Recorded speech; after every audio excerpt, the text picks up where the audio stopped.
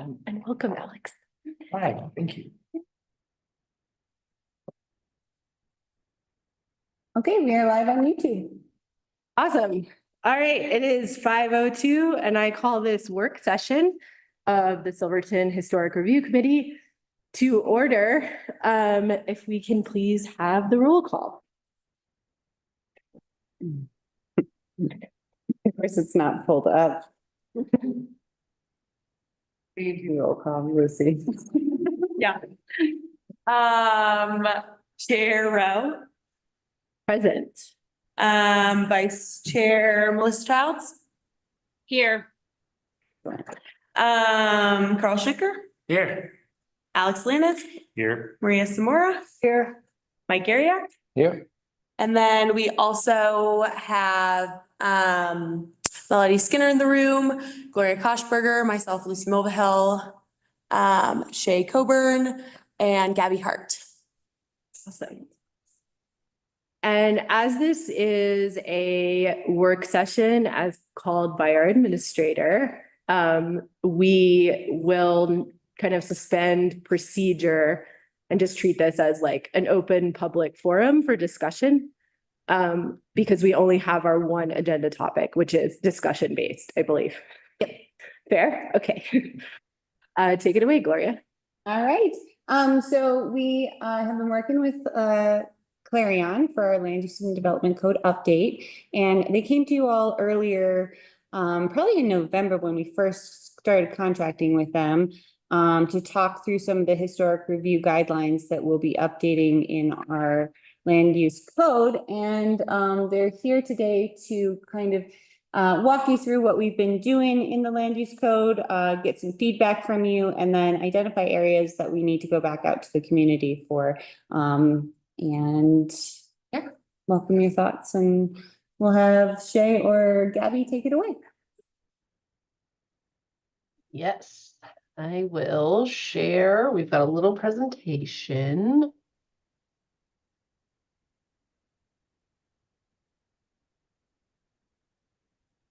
Okay, can we see that?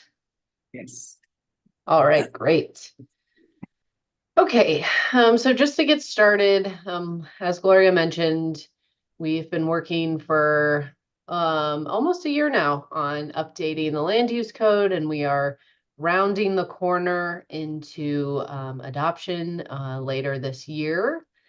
But just a reminder, our project goals were first and foremost to implement the Compass Master Plan, to create more predictable development outcomes, to create a user-friendly document that has a clear and consistent structure. And then just a note and a reminder that everything lives on the project website. Right now, there is a survey up, not related directly to historic preservation, but related to some of the other priority issues that we've identified that we want to focus on kind of moving into the fall. So we encourage you to check that out. But moving into historic preservation specifically, and Shay and I are gonna walk through this whole presentation, and then we'll have time for questions. But like Gloria said, we're really just giving an update on where things are at. And this presentation does include an overview of some of the revisions we made based on one of the work sessions that this group had, where we walked through your checklist. As well as really our goal tonight is to flag any issues that you think we need to bring to the community to get more community input on. But what informed our changes? We had a lot of discussions both with this group and in the public, and we heard, you know, Silverton, the entire town, is a National Historic Landmark.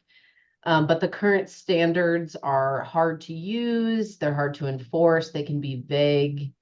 The design guidelines, so the builder's handbook, is outdated, and the process can be pretty hard, especially for small projects. And then also this overall desire and for the town to become a CLG through History Colorado and the commitment to do so. So thus far, we've discussed the town's eclectic character, including its historic character and what we want to try and maintain, how detailed the design standards versus guidelines should be, as well as where they should apply. A big concern and focus on avoiding too many additional costs to projects, again, making it onerous for especially small projects. And then also that review of the checklist. So historic preservation is addressed in a couple places in the proposed code, but comparing it to what is currently in the land use code, the historic district overlay, those boundaries remain the same. And we'll get a little bit into the details of some of these further on in the presentation. But there's a new procedure to add and remove properties, and the historic district overlay will be the town's local historic register, and that is related to CLG requirements. And then there are 2 levels of review for development within the district that Shay will describe in more detail in a bit. For the architectural review overlay district, which you all are familiar with because you have reviewed development in that overlay as well, it proposes removing that overlay and replacing it with design standards that apply to anything that is abutting Green Street. Excluding the area within the historic district overlay to get rid of that confusing overlap that exists currently. The content related to the Historic Review Committee and responsibilities has had just a little bit of minor modification for clarity and consistency, but fundamentally, your responsibilities have not changed. The Builder's Handbook is being replaced with the Secretary of the Interior's standards for the treatment of historic properties. These are very commonly used in historic preservation and familiar to those who build and develop in historic areas. And then in general, we've incorporated any other requirements that are needed to become a CLG and tried to clarify confusing language. So all of this content is located in 4 main articles of the code: the zoning districts, the site development standards, the administration and procedures, and then also in the definitions and measurements.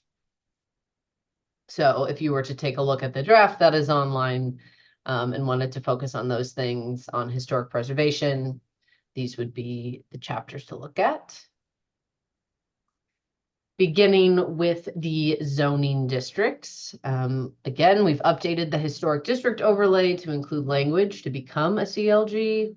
We've replaced the Builder's Handbook and we've removed the architectural review overlay district. So the historic district overlay on that box on the right, these are the main sections within it: the purpose, the applicability, the establishment of that town historic register, a reference to the map, requirements for new construction, requirements for maintenance, as well as demolition, and then the additional design standards for all development. So these are within the land use code, that these are the baseline standards, and then the Secretary of the Interior standards apply on top of these. So the design... Sorry to interrupt. Do you want us to ask questions and react, or we're just listening right now? Like, no We've got discussion? time for questions at the end. Okay, We just want to make sure that we get through this content. sure. But so the design standards in the historic district overlay.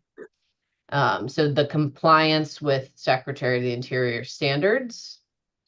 There is a requirement to do a pre-application meeting with the building official to make sure any major concerns or major things to know are identified as early as possible, so those do not come as a surprise and an additional cost to people developing. The mixed use requirements, which I'm going to talk a little bit about some of these in a second, but these are just kind of the big picture headings in here. The build to line, facade treatments, architectural projections, blank walls, architectural elements, entries, windows, and screening.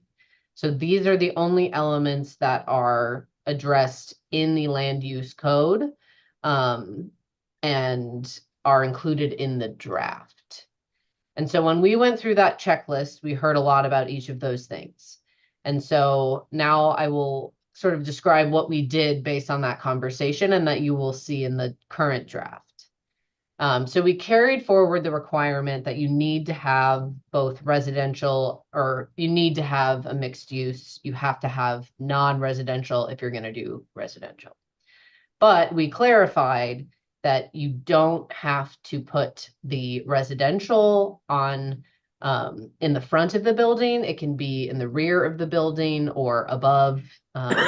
We defined that there has to be an active principal non-residential use within that first 20 feet moving back in a building. So essentially the ground floor space needs to be an active principal non-residential use, and how that is defined is a land use that tends to have or encourage interaction between the use and pedestrians on the street, including entering and exiting the use and viewing activity or merchandise inside the use from a street. I will also point out we purposely chose the word principal, so it couldn't be somebody's home occupation of a residence being considered a non-residential use. We removed the 40-foot height limitation so that it didn't conflict with the BP district, which is proposed at 45 feet. So the 45 feet would apply within the historic district rather than 40, just to make sure it's consistent. And since most of the BP is in the historic district. And we increased that requirement for the facade to be broken up into different sort of pieces or sections from 25 feet to 50 feet. And then we changed around the language related to architectural details. And that's in the box on the right, if you can see that. And instead of saying that its elements should be consistent, in order for it to still be, you know, kind of more of a discretionary review, we made it more flexible by saying elements that may be reviewed to establish consistency, so that way you're not reviewing all or nothing, or just trying to make that a more flexible review for the HRC. We changed the blank wall prohibition language from where publicly viewable and compliant with adopted building codes. So there was an issue with the where publicly viewable. And so we changed that to on any street frontage to make that clear. We added a requirement that entries be designed to protect from falling snow. Some of that came from a request from the building official to do so. And then we added the ability for the town administrator or HRC, if they want to sort of kick it up to that level, to approve alternative designs for first floor entries and window requirements. So that is what came out of our review together of the checklist. And then just a few things to highlight outside of the checklist. And, you know, we do want to focus on historic preservation, but something that we want to flag, because it's part of the bigger picture of this draft, is that we are proposing this tiered system of kind of design considerations. And there are townwide design standards. There are those historic district standards we just talked about. And then the green street standards that are replacing the architectural review overlay district. And within the townwide standards, we have added a design intent statement, which is similar to some of the other communities that are national landmarks, like the entirety of the town. which really all this is it is not a requirement. It is not, all it is a recognition that Silverton is a historic place, and generally speaking, there are some, different architectural styles that are known to be historic of Silverton, and that includes other things besides Victorian. I think in the draft, there are some specifics of just kind of describing what is characteristic of each of those things, but what we've been hearing there is, maybe that's too far, and maybe this needs to be a conversation that happens more so once a survey is done of Silverton, a historic survey, which I think Shay can speak a little bit more to. But just so you know, you will see that. And that was the intent. It is not supposed to be an overly burdensome requirement. It was us trying to acknowledge that, in some other historic landmark towns, there actually is, less flexibility in what you get to develop. And we want to keep that flexibility in Silverton, but just acknowledging historic preservation element. For the Green Street standards, which would effectively replace the A-ROD, right now, the Architectural Review Overlay District, as you all probably know, is pretty open to interpretation of what you're looking at. And so we were trying to make it, standards, regulations, clear, and still understanding that it's important to protect in some way that tourism corridor. And so it's applying to any new development or redevelopment on lots that directly abut Green Street. And so in the way that is written, that current bulb out at the end of town would not be included, but that is something that is included in the survey that we are asking the public. And some of the standards that have been added here are building orientation standards. So the primary entryway being parallel to the street and visible and accessible from the pedestrian right-of-way. There are basic mass and form requirements, meaning there just needs to be 3 elements creating facade variation, and that can be anything in the list to the right, in addition to a few other things. So it's pretty open. It's not onerous. It's not overly onerous because it's anything from window variation to variation in material to slight variations in roof form, just, trying to make sure that, it's kind of the historic light, like we had talked about, where we don't want to be as specific and as kind of strict as a historic district would be, but it still is that entryway into town. And then the building material requirement is just to preserve or complement materials characteristic of town's history. That is how it is currently written. And then there are basic roof form standards. One in particular to note is for new residential structures or non-residential structures that are designed to look like a house. There is a minimum roof pitch requirement, since that is part of the historic character. And then prohibitions on bowed or curved roof forms. And then if there is on-site parking provided, and this would only be for a new development that is proposing new parking. It is ideally located to the side or rear of the primary structure, but we also wrote in that to the maximum extent practicable clause, because that way, if it really doesn't make sense for the person, they have the ability to say that and it's still flexible. But ideally, they would be to the side or the rear. And then I will let Shay talk a bit about the administration and procedures changes.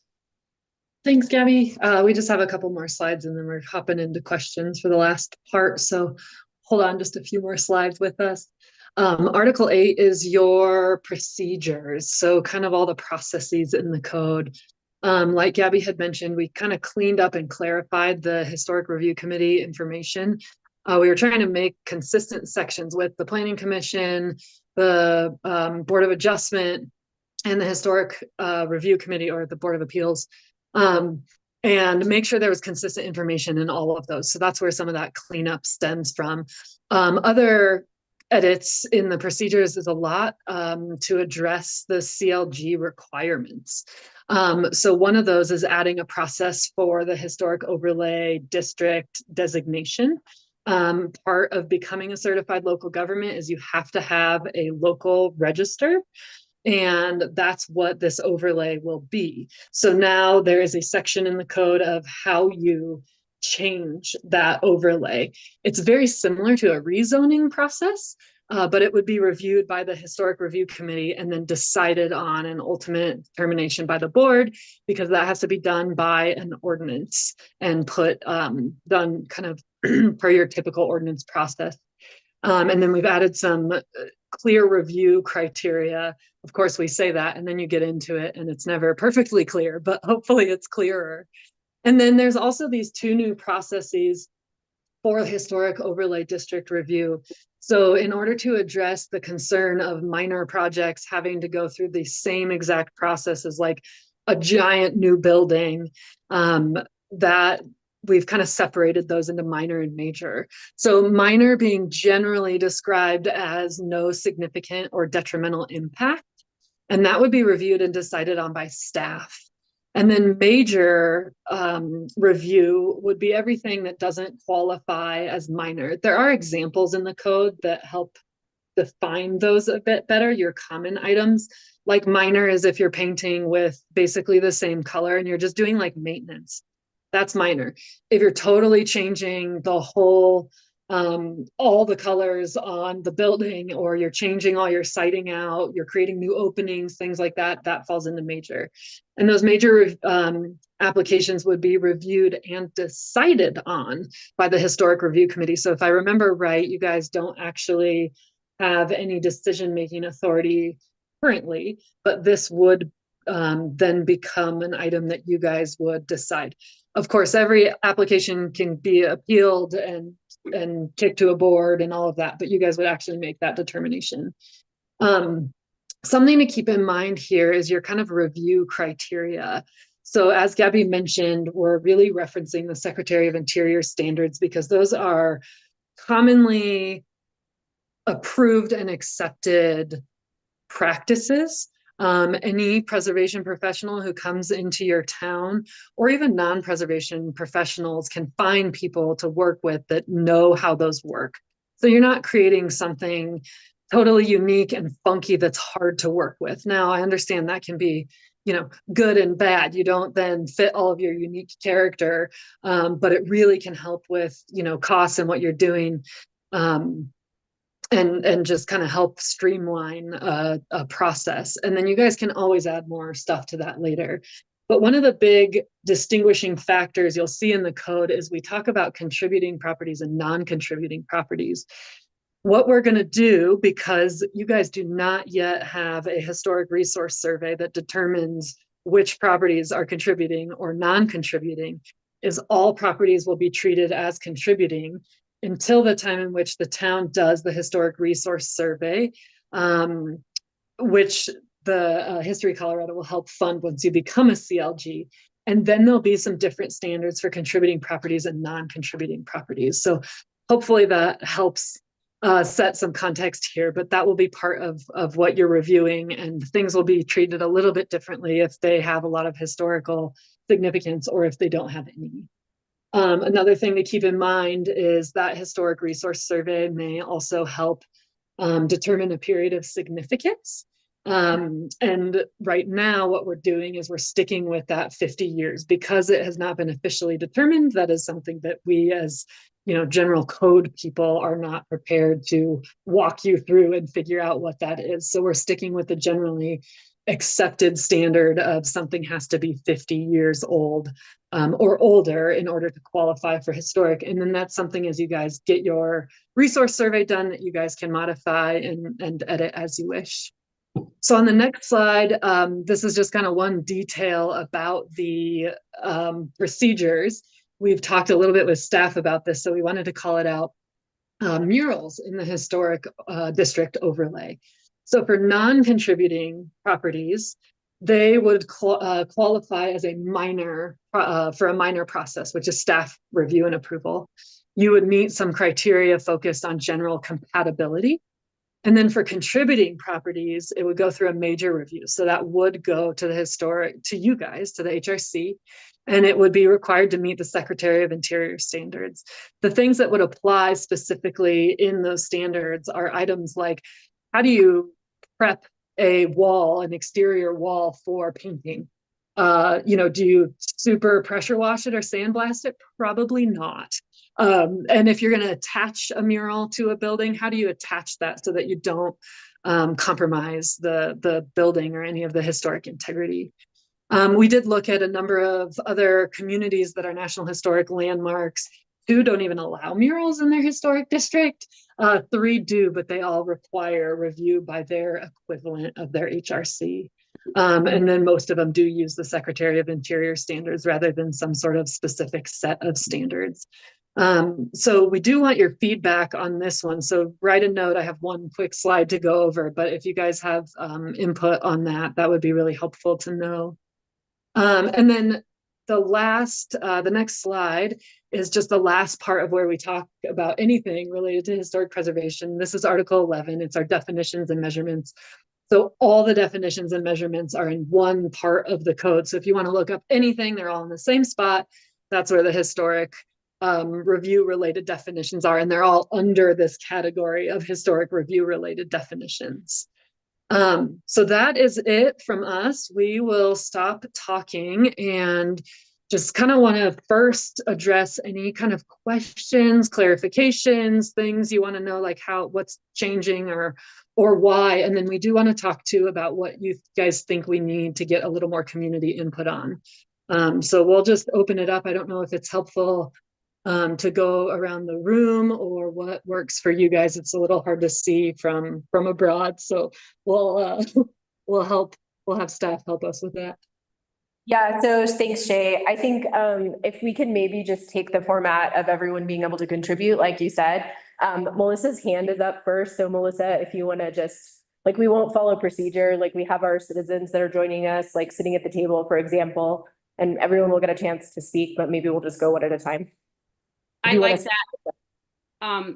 And thank you. I'll go. I have a question about the mixed use requirement. 50% gross floor area is to be non-residential. That is what gross floor area is, that the main level, or is that all of the square footage? Let me pull up, I don't have the draft open, so let me pull that up for a second and then I can. Because I saw that it says that mixed use requirement of 50% non-residential for the gross floor area. And so I thought if that was the entire structure, that would be too much non-residential, because really the idea, I think, is you have something pedestrian on the street and then the rest of it's allowed to be residential. So maybe, I don't know how to read that exactly. So that was my one question. And then I had a few comments, but we should probably answer that first. So I'm trying to find. I was looking at it pretty recently. Okay. Let me see. I can find it.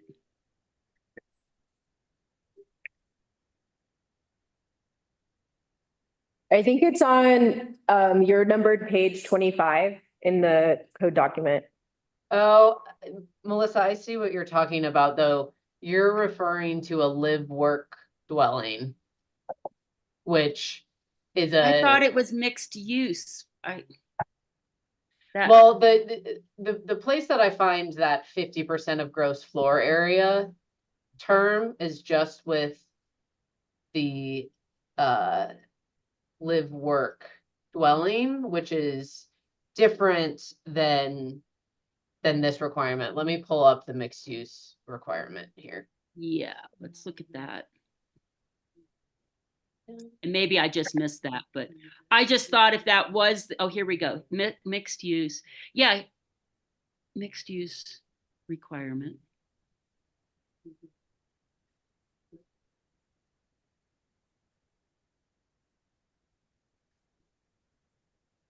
So it really just says that your ground floor, the first 20 feet of it needs. Okay, so where I saw the 50%, that was not, Yeah, that's That's not for- in this downtown district. That's over in the other zone.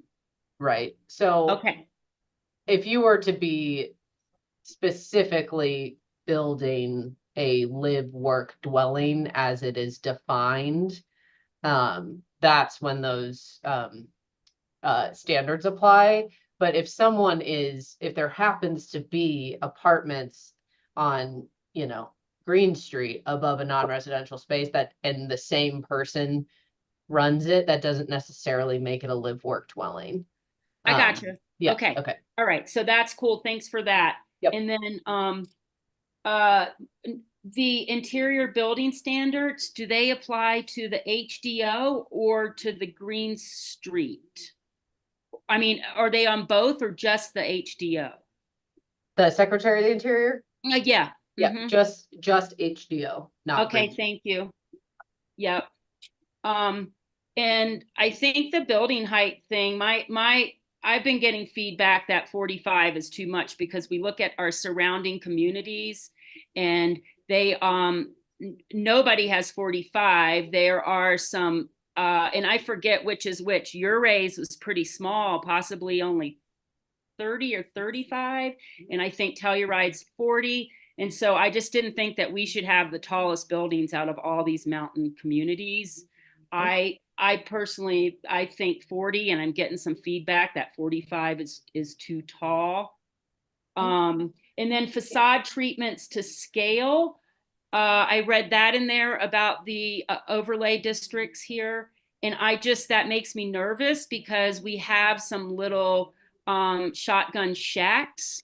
And if I read that correctly, that means that if there's a shotgun shack on Green Street, that we couldn't build some big mixed use thing next to it. So that seemed limiting to me. Another thing was primary entrances facing the street. And I just know we went through this with a review of a home down on the entrance of town on Green Street because that was sort of listed as a thing. But it doesn't always make sense because if you want to face south and you want your entrances to remain free and clear of snow and use the elements in our favor, then that sometimes is going to put the entrance in the worst place for like snow and ice. So I think that's something we should consider. And one thing that was in the existing code, and Lucy might have to remind me because I can't remember if it was 1,000 or 800 square feet. But if there's a historic building that's of a very small size, it would be allowed to be demoed. With this new code, no building would be allowed to be demoed without special permission. And I can just think of an example of a little 800 square foot home that sits on a 10,000 square foot parcel and it sits in the middle. And if we are not allowed to demo that 800 square foot little shotgun, then we are precluding the possibility of something that really serves our needs, something that is mixed use and residential, et cetera, et cetera. So I think that would be really detrimental. And I think we should have some kind of size. If it's small enough, you should be able to demo it, in my opinion. Because I think we're going to preclude the things that we want based on the fact that here's this cute little, 600 square foot Victorian sitting on a 4 lots that now we can't use the 4 lots because that little Victorian's precluding any development of them. So that's something I really would like to see back in there. And just my opinion about murals is I think we should allow them. I think that we are trying to be artsy and vibrant here. And so I would I would say yes to murals. And that's my 2 cents. Thank you for giving me that opportunity. Thanks, Melissa. Does anyone else have a laundry list that they would like to kind of share systematically? I think that was a good process there. I have a couple of items. Go ahead. On the 40-foot tall buildings, the proposal is to be 45. I don't know if that goes before town board. Yep. And I would like to say that I'm totally against 45-foot buildings in this town. In fact, I'm against 40-foot buildings in this town. And also, I would be real careful about calling somebody's home a shotgun shack. I actually grew up in a shotgun home and it was far from a shack, and it's still standing. That's my 2 bits. Thanks, Maria. Anyone else want to go through a list? I have a couple things personally. Mike, did you have? But I agree with the 45. I don't think we need 45. I think once you allow that, you open up the proverbial ball of wax or can of worms, as they used to say. And someone's going to say 45. Oh, that's not enough. We need to go to 50. It always just, give somebody an inch, they take the mile. We know that. So I'm with Marie on that. I think 40 is plenty, and maybe too much, but 40 certainly is, in my mind, a much better figure. I've been here a long time, and I think 40 makes a lot of sense, and certainly no more. Once we start elevating it, someone's going to want 47, someone's going to want 50, and all of a sudden we're back in that same old ballpark of all these little details that are just going to drive us crazy. I think the character of the town demands that we keep more of a low profile, because that's the way the town was situated in the first place. Let's not forget, and this may be a generalization or so. In the old days in Silverton, we had everything here. We had tents, shacks, twos, sheds, log cabins, and so forth. I'm not saying that we should purposely go towards that, but our history is such that we have this diversity. Someone has mentioned about having a small place next to Silverton McMansion. Too bad. I like that diversity. That diversity is the character of the town. That's the character. This is not 1950s thinking. I know about 1950s thinking because I grew up in that era. Yeah, I'm admitting how old I am. But in those days, they said, don't build a little tiny house next to my McMansion because you're devaluating my property. Bullshit. Bullshit. The history of the town is small, big, Victorian, non-Victorian, mining, railroading, whatever. So I'm a little bit concerned about some of these regulations. I know we have to have them, and it's good that we have them to try to keep what I call the historic value. I don't like the word correctness. I think it's historic value. But we have to be really careful about this, because all of a sudden we'll find ourselves dictating every damn little thing, every nail that's put into a building. I don't want to see that. And I also want to see people who can afford to live in Silverton. That means if we start making real fancy regulations about, first of all, let's get something straight. Silverton is not a Victorian town, not a classic Victorian town. Silverton was built during the Victorian era, and it is definitely a mining town. You could even call it a railroading town because of all the spurs we had. So I don't want to see anybody going towards that idea, and some people may be going towards that idea. Oh, let's start from now on. Everything has to be Victorian oriented with all the little designs and so forth. You know what that means? That means money, money, money, money. And that automatically leaves out an awful lot of people. I want Silverton to be affordable to everyone, not just people with big time money. I want any general person to come in here, love the town the way it looks, loves the view, and says, I'd like to live here. And then you're going to throw all of these different regulations at them. I know we have to have regulations. I know we all have to have that. And so I don't want to make those regulations so prohibitively, financially prohibitive that we can't allow a normal person to come in and build something. So the town was built in the Victorian era, but it was built as a mining town. We had all types of structures, and people did live in tents and lean-tos and shacks and sheds.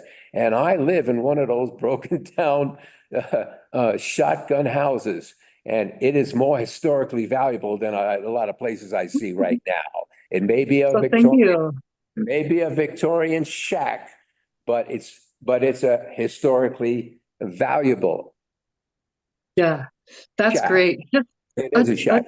I'm just saying, be careful of over-regulating things. I know we need them, but don't price out those people who cannot afford all the doodads, who cannot Definitely afford, heard that. you know what I Yeah, mean? you're not alone there, for sure. So a time check, are we scheduled to Thank you. end at 6 or are we able, do we go longer than 6? So this is a committee meeting usually, so like there's not a time constraint on it. Okay, So if you all are available and it's okay with staff who is managing your budget, I would say I'd like to hear from everyone in the room, and I'd like folks to continue to be free form and ask questions and that sort of thing, if that works for you all. great. Yeah, I'm available. The calendar invite was till 6, so I just wanted to check in. I see a number of other people in the room, so just wanted to make sure everyone has a chance to share. Thanks, yeah. Thank you in that spirit. Thank you, Mike. Who else would like to go next with? I mean, I have a couple comments. Okay, and then just for the folks who don't know, this is Charles Alex Latus. He's our newest member of the committee, replacing David Pollitt, in case you all haven't seen him here before. Sorry that I missed. No, it's fine, yeah. At the beginning, before roll call. So yeah, I'm glad to be on this committee and look forward to working with everyone here. A couple of small comments, when we talk about both in the design standards for the historic district as well as the overarching view for what the Silverton should look like in general. Instead of naming out all these specific design elements or naming out Victorian or Romanesque, Italian, some of these of which are vastly different. A Spanish colonial is going to be completely different than, or a Spanish colonial revival is going to be completely different than Italian and Romanesque. Why can't we just say elements that are common from like these periods, like 1850 to 1920? I mean, that just kind of makes sense because Silverton does have such a huge diversity, just like what Mr. Garyak was saying. We have a huge diversity of the buildings in town. And so when it comes to refurbishing old ones and building new ones, kind of sticking to the certain playbook of how it should look is difficult because of the diversity. And another comment, when that mural thing, I agree. I think we should be promoting art and murals in town. I can see maybe wanting to have some little simple permit process that's like, you file a permit and it's immediately accepted. So someone can't just spray paint the side of the building and say that, it's a mural, but maybe like lower the barrier as low as possible when it comes to anything art in the town of Silverton and the historic district. That's just my view on things. One person's art is another person's graffiti. We got to be really careful about that. Yeah, and I think I know, I come from the big city. my point, and this is still on my building, the previous tenant or the previous owner of my building had spray painted the side of my building with all sorts of stuff. And maybe that shouldn't be allowed, right? But again, if there's some like actually artistic endeavor that someone's doing, we shouldn't be raising barriers for them to be able to do that. We should have that barrier as low as possible. So it's maybe, the application is essentially just meant to prevent someone like, the previous owner of my building spray painting it and not being forced to fix it versus someone with an artistic intention. I agree with you. Yeah. But who's gonna have the power to decide whether it's art or crap? So my point is like that, lower that barrier. If you file the application, then the barrier is the application. Just be an overview, a review of their drawing. Yeah, and it doesn't even need really like, Yeah. just if someone's gonna put the effort in putting in an application, they're gonna put the effort into doing a mural, I think. Doing it correctly, like, yeah. So there's a lot of energy around this topic. I'm curious, what they showed with the minor for non-contributing and major for contributing properties, does that feel good to everyone, or does that feel like too restrictive or I something? I still think it's too restrictive. I mean, because 90% of the buildings in the historic district are going to be part of the, they're going to be contributing buildings. So, if someone wants to do a mural on the side of the building or on any part of the building, again, I think those barriers should be pretty low. Because we are trying to promote art, and quite frankly, some of those buildings would benefit significantly from having something painted on them. Okay. Other topics you want to touch on before we go to someone else? I had another one, but I can't remember what it was. Come back to it. Yeah. Carl? I'd love to hear. from Yeah, you. I don't have many specific thoughts, but I do appreciate, Mike, your emphasis on the diversity in town. I think that's an important piece of the historic fabric, and I think that is captured in the draft code, but I think it's important to emphasize that. I think the worst thing we can do is become cookie cutter. Right. Everyone knows that saying. Yeah. Don't want to be cookie cutter. We have diversity, we should keep that diversity. And that is truly our history. Right. And, I grew up in a community where every house was the same, That's what I'm I talking. grew up in a master plan How suburb. boring. And Thank you. boring as Sheesh, Mike, chill. I grew up in row houses. It's also boring. You know, you grew up in a kind of subdivision where a kid couldn't find a rock to throw. Oh, we found plenty of rocks, but There's- this was from an earlier phase of master planning, and I think some of what's being built today is very, very cookie cutter, and that's what people want in some places, but this is not that place. My stepson had a house where I was going to teach his son that was 3 to throw a rock and there wasn't one in the neighborhood. So Wow. So a question for you guys, is there something in the code or in what we presented tonight that feels like we are saying you have to do cookie cutter, or this is just something you're bringing up that feels important to, address? I just want to make sure we're not missing, something in particular that we might want to edit or talk about. Yeah, thanks for that. Melissa, you had your hand up. Thank you. Yeah, there's something, and maybe I need some clarification on it, but when I see the dimensional planes that you guys have in the code, it looks to me, unless I'm missing something, I see that you set in from the setbacks, and then you create a height limit, and that is across the center length of the lot, which tells me it would have to be a gabled roof, which means no shed roofs, which means cookie cutter to me. If we have gable in the entire town. So let's keep in mind, Melissa, that section, that bulk plane, if I'm hearing you right, that applies only to lots less than 5,000 square feet in area. It's very specific based on, if I remember right, there were concerns about a tiny little lot being super built out and huge and blocking solar and having snow sheds. So I think that's what that was addressing. Okay, and I agree with you, but that also means that a typical building lot in Silverton is 5,000 square feet. Almost all of the residential ones are, possibly smaller in the future. But so that means that all typical residential lots are going to have a gable roof, and I have only less than 5,000 square feet. So that would be all non-standard lots. Does that make sense? Less than 5,000, this would not apply. You're correct. Yeah.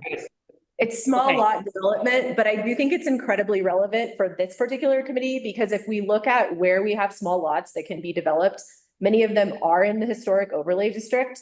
And I agree with Melissa's point about scale, is there are a number of lots where we would really be restricting scale. I mean, again, the historic overlay district, if it has a higher height, but it doesn't sound like we have consensus for that higher height. I've also heard that from the community. So I do think this is something that is relevant in particular for the historic overlay district, even though it isn't in the historic sections of the code. Well, I just think it's going to, even if it's less than 5,000. So now we're talking even a tiny home is restricted to a gabled roof. again, I think that is going to create an incredibly cookie cutter look. And I think shed roofs are so smart because they put the snow out of the living areas, the entrances, etc. You can put all the snow in the area that you don't live and work around. That's the back of the house, etc. So even if it applies to less than 5,000, tiny homes can have shed roofs. And Yeah, and this isn't requiring, it looks confusing and it can seem like it's requiring a gabled roof. But if you look at even that house that's on there right now in the image, you could flatten out that roof and it's still within its building envelope. It's just, if it was like, if you're trying to build a tall building, then yes, you're gonna naturally need that to come in, but the building envelope is larger than it starts at a point that's 12 feet from the lot line and then goes up to the max height, which in this case would be 40 feet.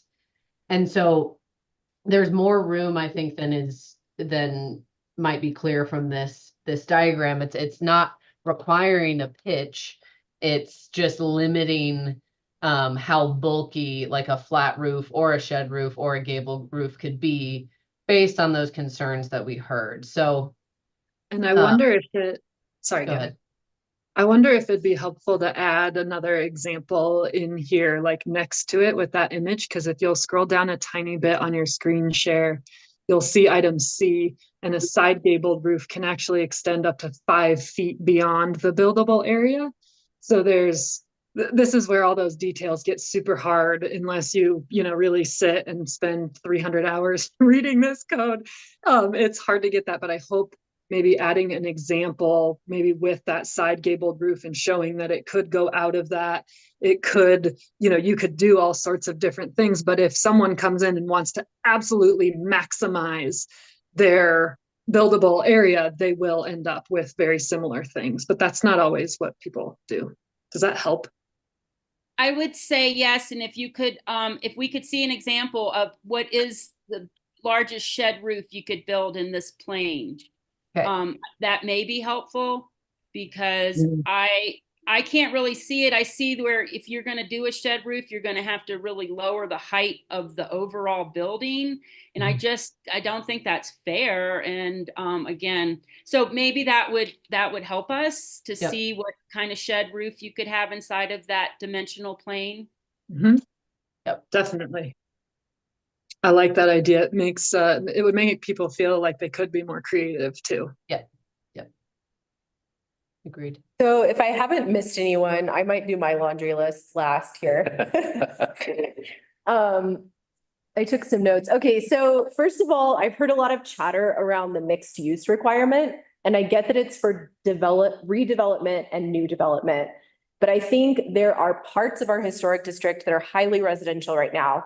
In particular, Blair Street is like more than half, residential. It's not like Green Street in that it's primarily shops, currently primarily residential on the blocks that are within the historic district. In fact, like there are two blocks. So I'm going to stop you really quick. It's only applicable on Green Street. It's not applicable. So I'm reading it as part of the code for the historic overlay district, which is 2 streets. You said the historic overlay district boundaries are not changing. Yeah, so sorry, the exact wording within the mixed use required section is all new development or redevelopment of structures that abut Green Street. So it narrows it within. So if you're on Blair Street and you are on the Green Street side of Blair Street, does your property abut Green Street, for example? I don't think so. It wouldn't. No. Only if it touches the street. Okay, so if it touches the alley between the two, this wouldn't apply. I still think, though, there are enough residential structures on Green Street that it would be useful to have something in there around if there's a current residential use and you need to do repairs and maintenance, this will not apply to you. We don't want things to be discouraging people from making repairs or putting them in an awkward position with their current mortgages. Yeah, that's great. And that's covered in I think it's Article 10, where we talk about conformities and legal conformities.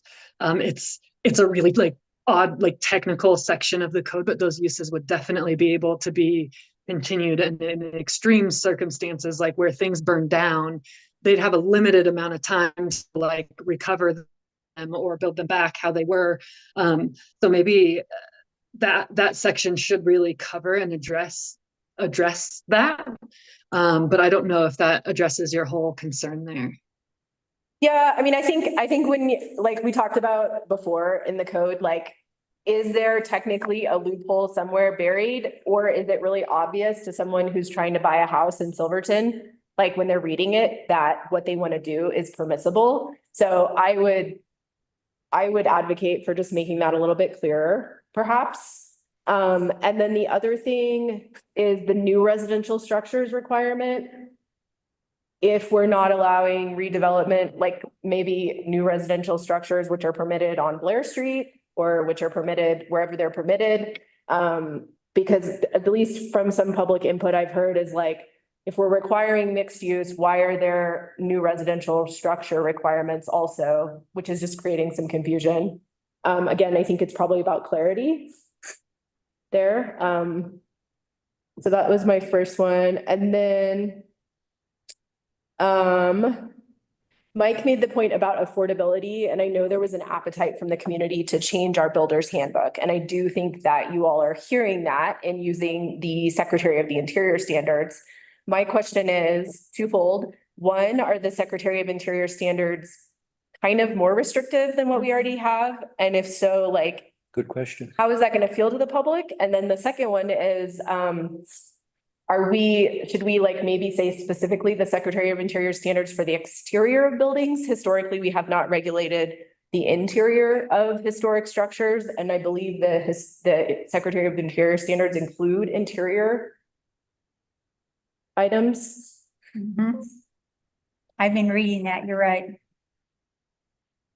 So And I- the first, Go ahead.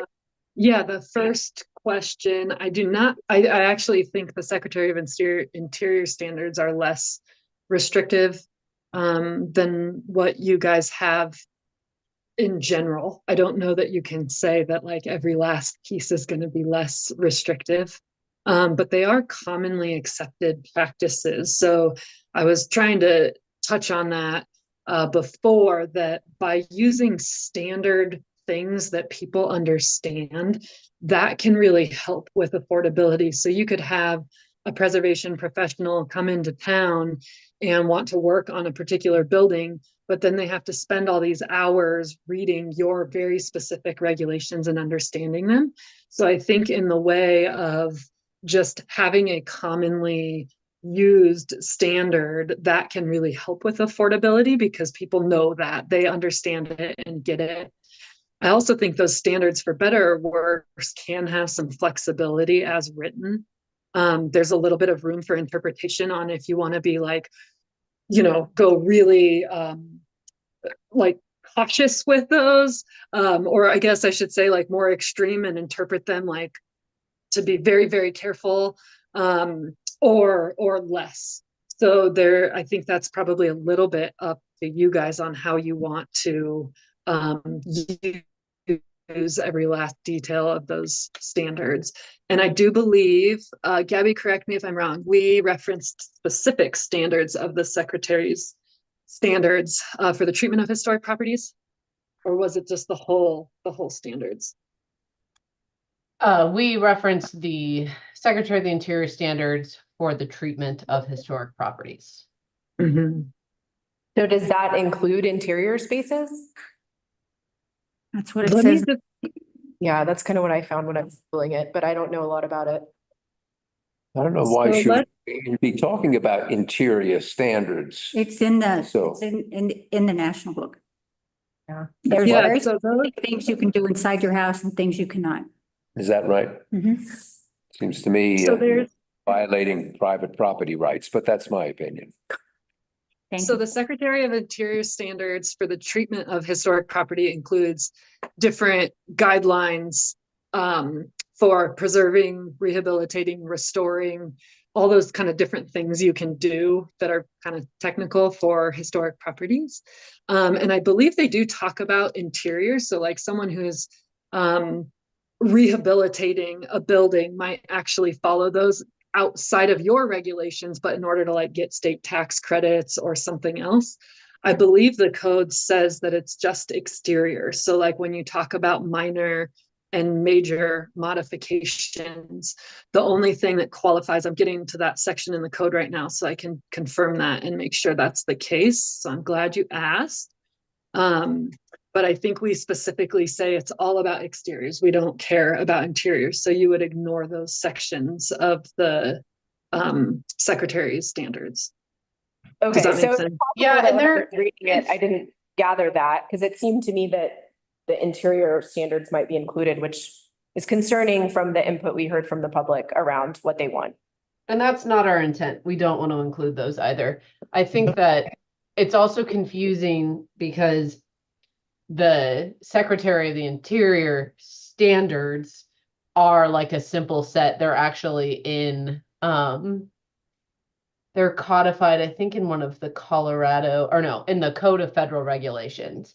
And those are standards, and those ones are pretty open-ended. And for example, under preservation, it says distinctive materials, features, finishes, and construction techniques or examples of craftsmanship that characterize a property will be preserved.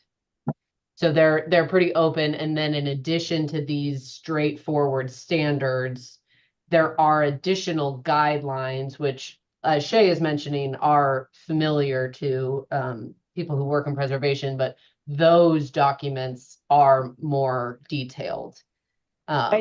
I think we have an opportunity, like this just seems like you were asking, what's a hot item that the public might have some thoughts on? To me, this feels like maybe one of those things, just given that we did hear public input like early on that there's two things they really don't like about our current situation. And one is that our builder's handbook is too restrictive, even though it doesn't say you must, it says you should probably, essentially, for most of it.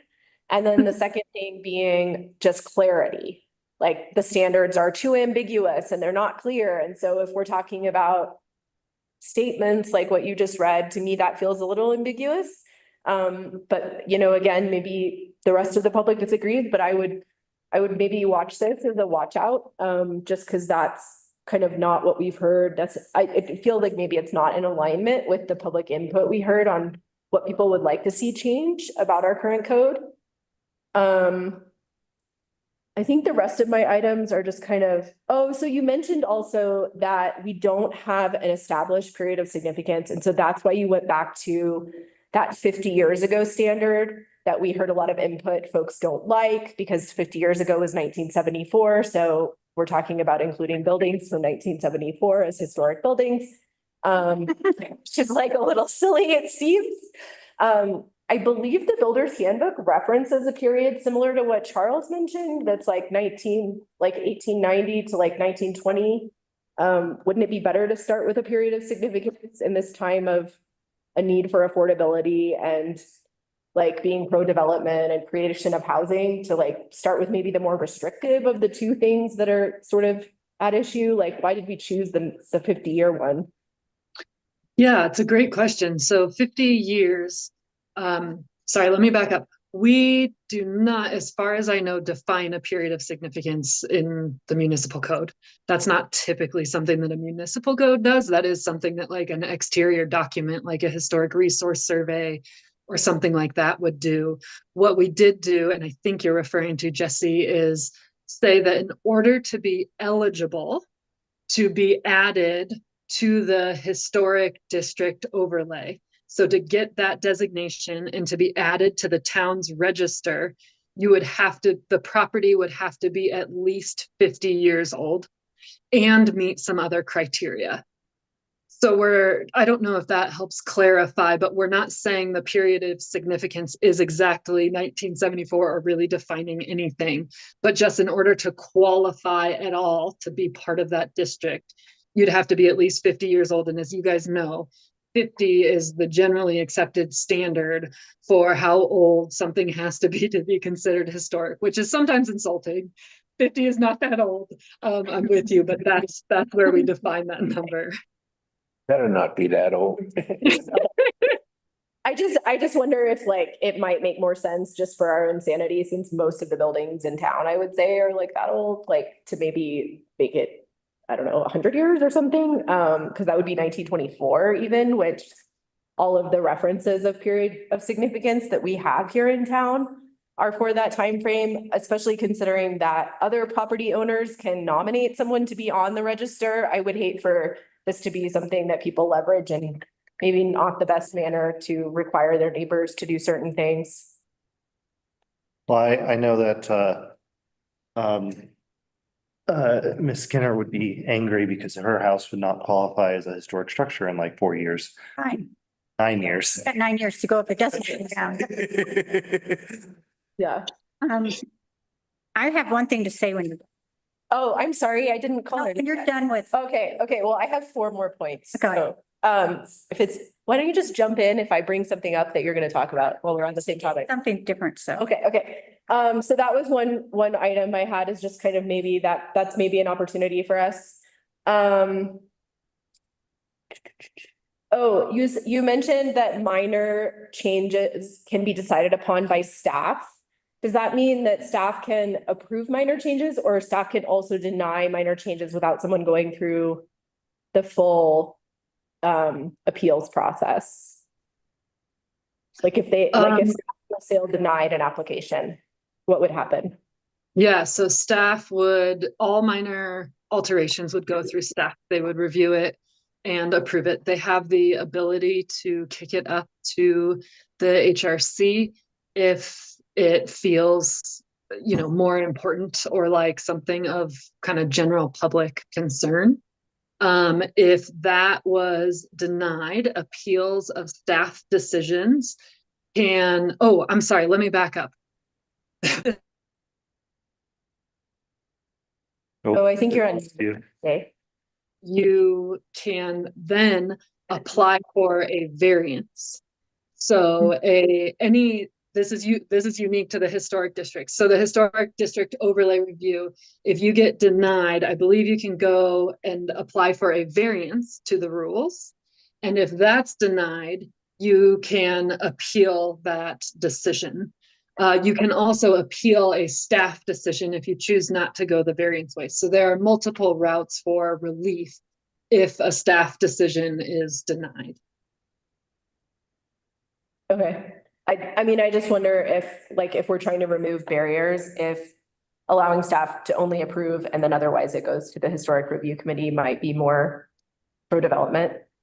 But meaning like if staff was going to deny it, it would go to the historic review committee. By default, automatically, if you put together all the application materials and your application is deemed complete, but it's denied, like would it automatically go to committee? Yeah, I think kind of feel like that. I think that's how it should be as well. It should automatically go to the historic review committee if it's denied by staff. I mean, we have great staff right now, but we've had some maybe advocate staff in the past that, Well, either way, even if unilateral decision when it's if staff. staff made the right decision, I think for the sake of the developer, they shouldn't have to jump through all these hoops to get to the historic review committee. It should go directly to the historic review committee. Not saying. I guess a couple of questions there. The idea of staff being able to approve it is you avoid having to have a meeting and go to a committee, right? So that's the idea, is we're trying to make it more simple and have an easier process for the minor alterations. Let's think through that a little bit. So like if someone came in, one of the examples of minor alteration is building repairs and maintenance, including painting same or similar colors. So if someone came in and said, hey, I'm doing building repairs and maintenance, but it turns out what they think is building repairs and maintenance is like, we're changing out a couple of windows, changing their sizes and doing stuff, I think staff would deny it and say, hey, that's a major application and that needs to go to the historic review committee. They wouldn't, I don't think they would technically deny it. So that would go there. But if staff denies it, there's going to probably be a pretty good reason for it. Are you guys thinking you want that review to help people get approvals? Or like the way it feels to me by like reviewing staff's work is like, are you just hoping to reverse staff's decisions? I mean, potentially, I mean, it's the same way with if the historic review committee says no and it goes to the board, right? There's always a level of appeals, and we're just saying there should be an automatic appeal. All. Because if it's minor, if it's something like paint colors, which by the way, we've repeatedly said wasn't in the purview, like you can paint something in the historic district, whatever color you want. So even just paint color review being something that would be a review in the first place is like new for us. It's more restrictive, just FYI. But if that happened, if staff said, no, I don't think you can paint because it's truly minor, then yeah, I would want it to go to the historic review committee because maybe they need to paint, like quickly. Because paint season's really short here. I can't paint my house purple with pink polka dots. Is that what you're telling me? I can't, no. Do it now. Do it now or there's That happens. Do it now before all of this takes place. I'm wondering, we use the term staff pretty loosely. Who is this staff? Are they qualified to make even the smallest decision? Is it the building inspector? That would be. Right now it's Lucy. Who is it? Right now it's Lucy, right? Or the administrator's designee is how it's worded throughout the. I'm not trying to be derogatory. No, but it is. Is this staff qualified to make very practical, maybe construction or remodeling decisions? And that's kind of one reason why we think the appeal should automatically appeal to the historic review committee. Again, all these, just like if we say no and there's an appeal process to the board, that appeal process should be there and it should be automatic, make it easier for people who are trying to navigate our code and navigate our. That's a good term, navigate the code. That's very well said. Yeah, because the appeals process is a little less accessible than like your staff has denied this, but it's going straight to the HRC, so you have a chance to talk about it. Right. So the way that the code is drafted right now is that any denial of a historic district overlay review goes to a variance. And the reason that is that's the standard CLG recommendation for these procedures, is that it goes to either the Board of Appeals or the Planning Commission for that variance request. So we would then add I think what I'm hearing from you guys is add a third layer. So someone can go to staff. If staff says no, they go to the historic review committee. If the historic review committee says no, they can go to a variance. If the variance says no, they can appeal that. So that's a lot of relief mechanisms that could potentially really bog down an applicant who might think they're hopeful, but really staff made a solid decision in the first place. So I just want to make sure we're thinking through this in all steps. Sometimes adding a step of going to someone else just takes more time to get to a final decision. Does that make any sense? Well, but also, I think the barrier for an applicant seeing, if you're an applicant and your option is either you don't do the project or you go to a variance meeting, which I mean, that's just, it seems like a more intense process than just a standard historic review, right? Do you have any questions regarding like the variance process? Well, I'm not sure how the variance process works. Yeah, I mean, what I'm hearing is kind of like, we're concerned about this issue, but I would think that the process for relief for an applicant is, regardless, they're going to have to show up to a meeting. They're going to have to present if they want to, have a shot at, having their project approved. They have to go through these steps. And I agree that, who does that review might matter a little bit, but I don't think that adding the Historic Review Commission into that process really substantially changes. Like if an applicant if their request was denied in the first place, they're going to have to go through this process with somebody. And it seems like the mechanism's already in place.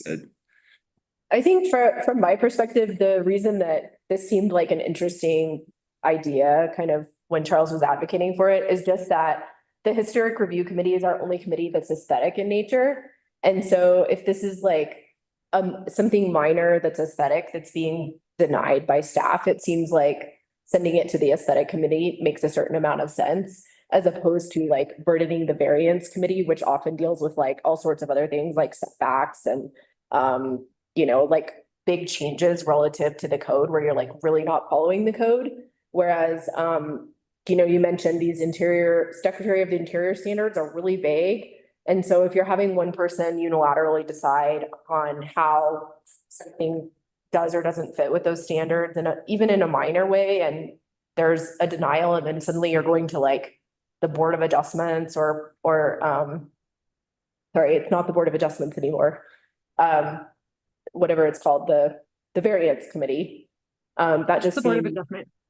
Is it the Board of Adjustments? Okay. Yeah. The variance, that just seems like, yeah, like an unnecessarily, I don't know. I think it's also about like how you feel about town versus county and other sorts of things like that too. I mean, like, we could go on and on about whether we want this to go to the Planning Commission or the Board of Adjustments. And I didn't mean to derail the conversation. I know we've heard repeatedly that folks want things to be faster. They want more opportunity to be able to have their project approved. Want folks to feel like they can rehabilitate our beautiful buildings that are like falling apart around us and create more housing and all this. So it just seemed that opening more doors was maybe the right way to go with this, but this isn't a huge item, I guess, on the top of my list. I do wonder if there's an opportunity here to make it more accessible for folks. I think that going through 4 different committees or panels, staff, is just too much. Yeah. Personally, they would probably pull out. So if the staff turns it down, maybe they could give them some options.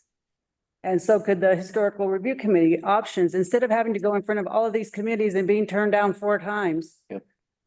We can help them fix the problem. Sure.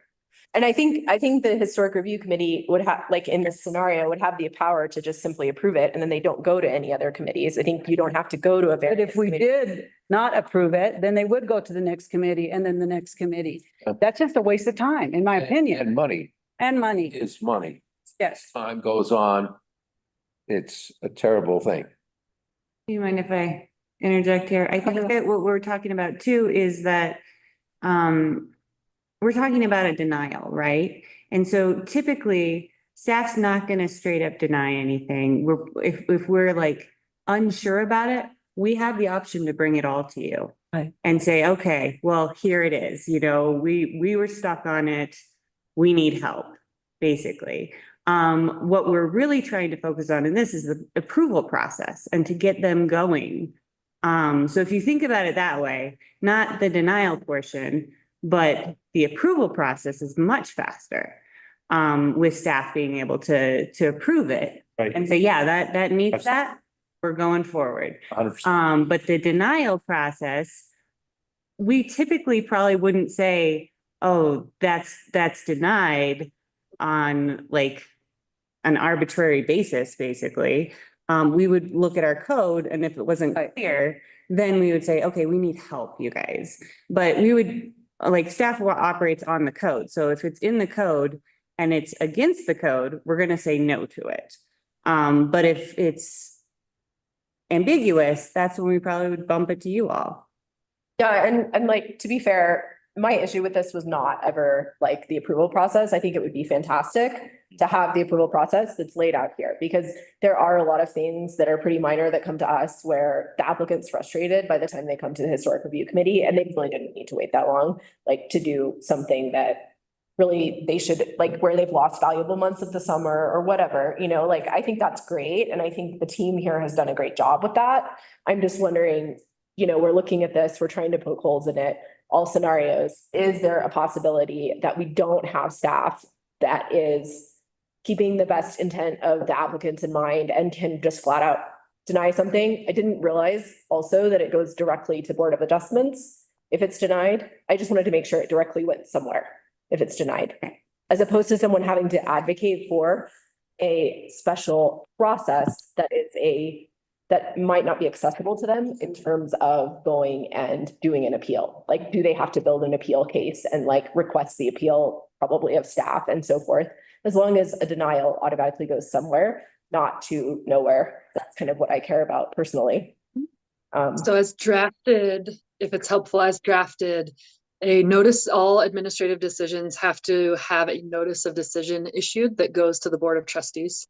And the Board of Trustees can call up any applications that within a certain time frame, but they can call them up, which basically means the Board of Trustees can say, hey, we want to review that. We don't feel like that was fair or right, or we just feel like it's important enough to bring it up. So that process will happen. That doesn't mean that a board member will call it up or that it will be that it will happen again, but notice of it happening will occur. And you're correct in that applicant would have to ask the question or have read parts of the code to know that they could either appeal a staff decision or request a variance to the standards. So if they feel like the decision was made improperly, they would probably want to appeal and say, hey, it says in the code right here, I can do X. I asked to do X, staff said no, that's an appeal. If they want to do a variance, which is like doing something different than what the code allows, they would want to go the variance route to do that. This is, there's a lot of relief for this process, which is unusual. Typically there's like one relief procedure, one appeal, one something before it goes to district court. So there are a lot of options right now for relief for having to follow those standards. Maybe that helps answer that question. So, sorry, I just have two follow-up questions on that, and thanks for bearing with me. So the first is, did you just say that it goes automatically to another place, or that the applicant has to actively research and find out how to appeal and request an appeal?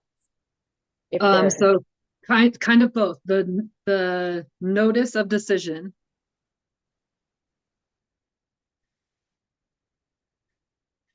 So staff saying we made this decision, or sorry, the Board of Trustees as kind of an FYI, they can call it up if they want to. So that has to happen, but that doesn't mean it's heard at the Board of Trustees meeting. And then the applicant would have to ask or make the application for the appeal. Okay, so it'd be like basically part of the consent agenda or something for the Board of Trustees. It's like a notice less than it is. And then also when you said, my second question is, you mentioned that the Board of Trustees can call up any decision for X amount of time. Does that mean an approval also? If I'm approved, am I not really approved until my statute of limitations has expired with the Board of Trustees? And should I maybe not go out and buy windows yet? Because, you know, technically I'm approved, but I'm not really approved because there's one more step.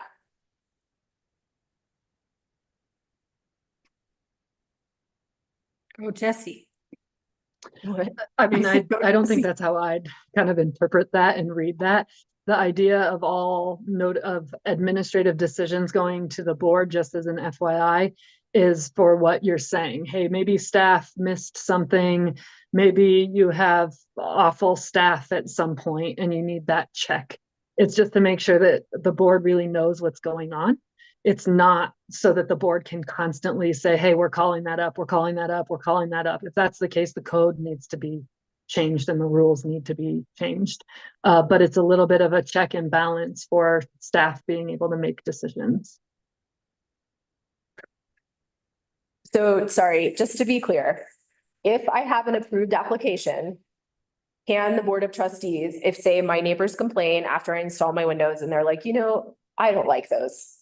Like, could the Board of Trustees call up my application and that approval can no longer be valid, like at some time frame after the approval or not? So there's a process for that. It is potential that the decision could change, but not just because a neighbor doesn't like it. That's not a criteria in the code on whether an application can be approved or denied. There are specific criteria that have to be reviewed. So the call section I'm looking at is 163 of the draft. And the board can call up decisions also made by the Historic Review Committee or the Planning Commission. And it's, let's see, it says it's for the board to exercise oversight of those reviews, not to provide an applicant with an unofficial appeal. And it has to be done within 15 days of the notice being issued. It's at the next regularly scheduled meeting. And then it says a vote of the majority of the member application is required prior to any action.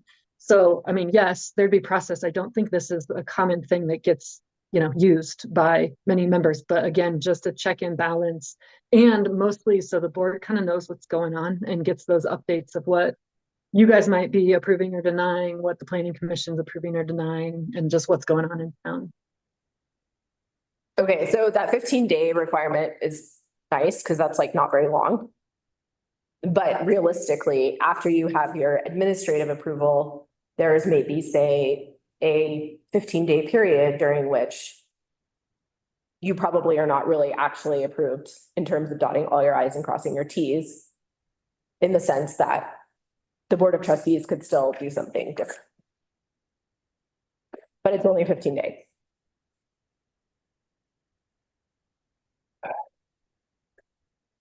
Right. Looks like I'm gonna have to be real careful what I say. I'm your across the street neighbor. Gotta be really careful talking to you from now on.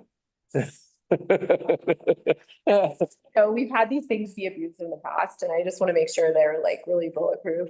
Okay, and so my last question, and then I'm totally done with my list. I'm sorry. I know this has been a while, so thank you all for bearing with me.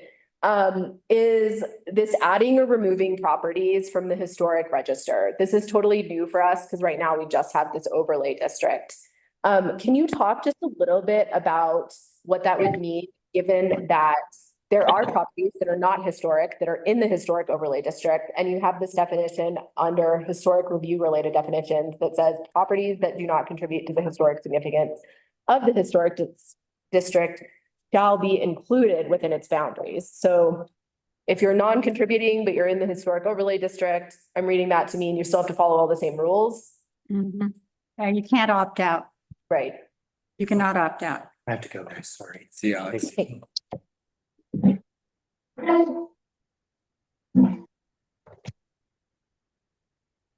Sorry, you guys, I had to plug in. The historic, you can be removed if you want to, and then there's going to be different standards for contributing and non-contributing. So there are under the Article 8 in the administrative section for the historic overlay, I'm just getting there. It talks about how you could be added or removed from the district. So you could go through essentially that rezoning process to get removed from the district. There are criteria to do that. And then there also will be criteria.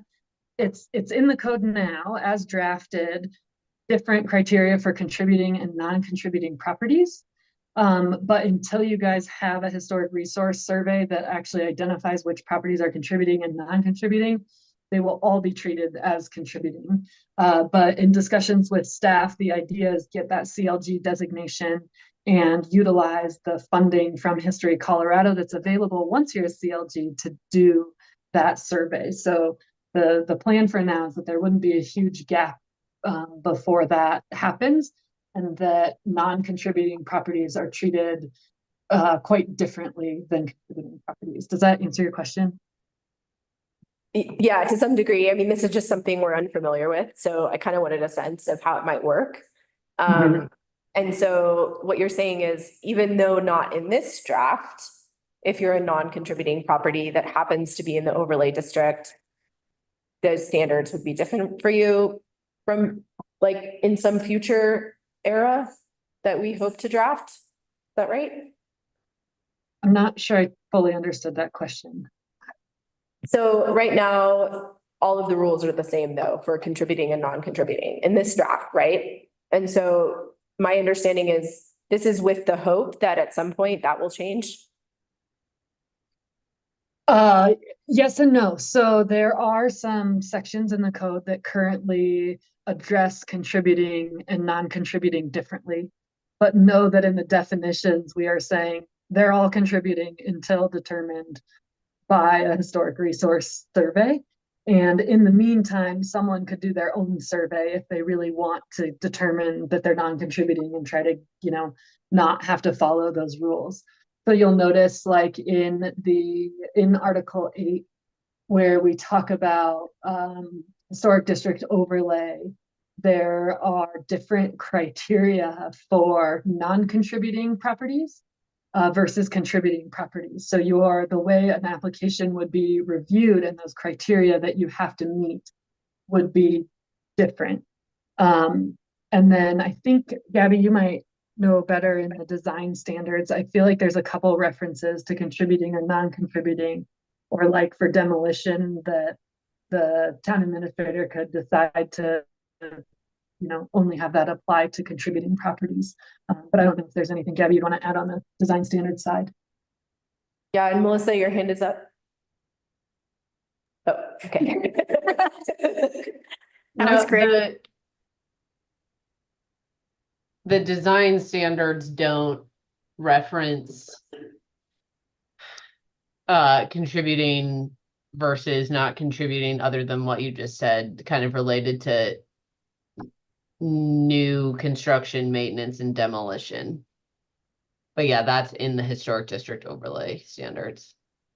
I'm sorry, I missed that. Could you explain that again? I missed. So right Well, now, and I think I don't know if I just like didn't answer your question, Shay. There are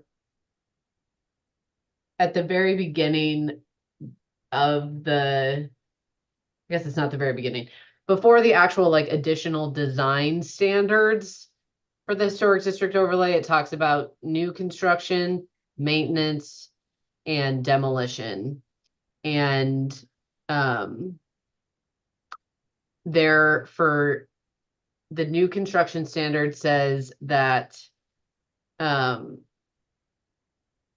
new construction within the historic district overlay shall be differentiated from the contributing properties, but be compatible with the historic materials. So everything would be subject to these standards at the moment. And then for demolition is where it says the town administrator can limit the requirement to get a major alteration permit to demo something in the historic district based on that survey. But otherwise, we don't mention that, certain standards only apply to contributing, certain standards don't. So at the moment, everything would be subject to this in the historic district. okay, thanks for clarifying. Yep. Yeah, and then the last 2 points I have are just that I also heard from the community that 45 feet is too tall. It sounds like you all are gonna get community input on that. And then also that pull out at the end of town on Green Street. I've heard some folks say like that new Green Street overlay district, it just being Green Street doesn't feel like enough. That place where you first come into town should be included, just like the A-Rod. So that's something else I've just heard input on. And we do have someone as a guest. I don't know if that's just Melissa getting on her phone, but if you're online and you want to bring comments to our work session, please feel free. I know we all want to be here even longer. You had a question. I just want to offer something. I've been discovering that houses in town are being denied insurance because of wildfire risk. And it's something that I wasn't aware of until this whole big thing about wildfire. Insurance companies, the model isn't working, and so they need to make it so the insurance companies can make more money. And one of the things that they're planning to do, all the insurance companies will make us change to a fireproof roof, fireproof walls, this, that, and the other thing.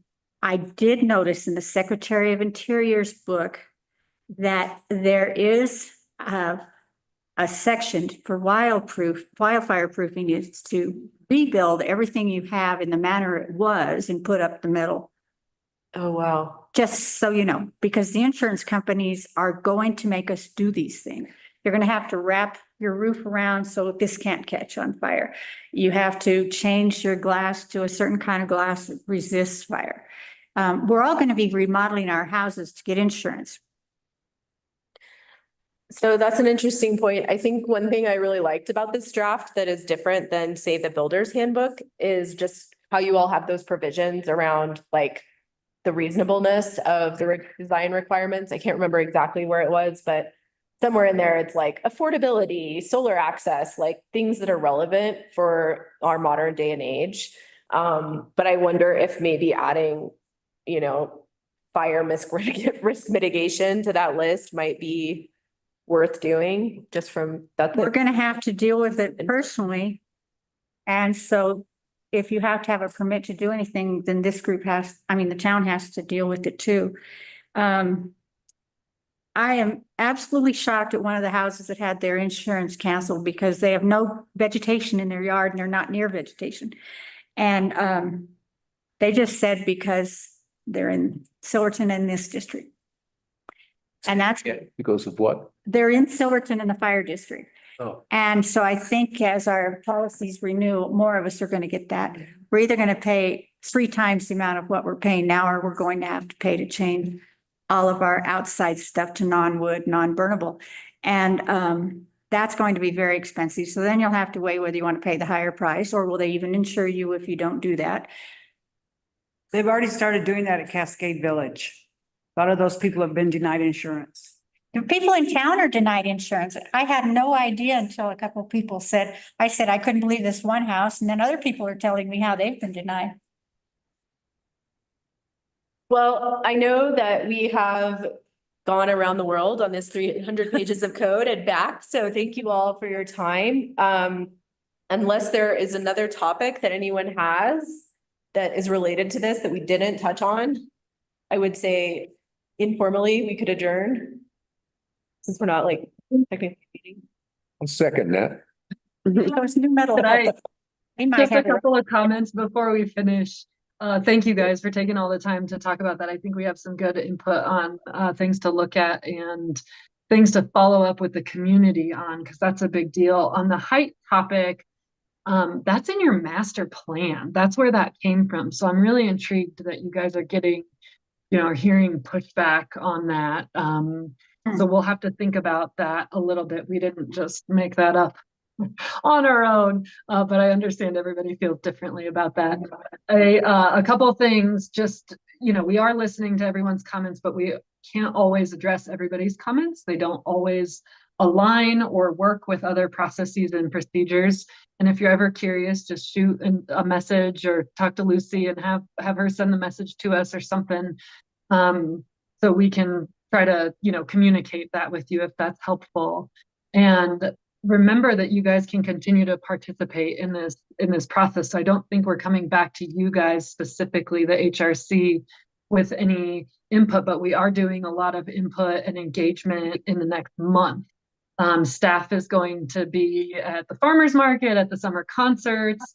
We're going to be visiting, I think it's in early September, and there'll be other engagement opportunities. So if you feel like, you think of something after the meeting tonight or as you're, going to sleep, definitely know you can still bring those up. There's more opportunities to be engaged, but thank you for taking the time and for the thoughtful input. Thanks, you guys. Thanks. Okay. Bye. Bye. Thank you.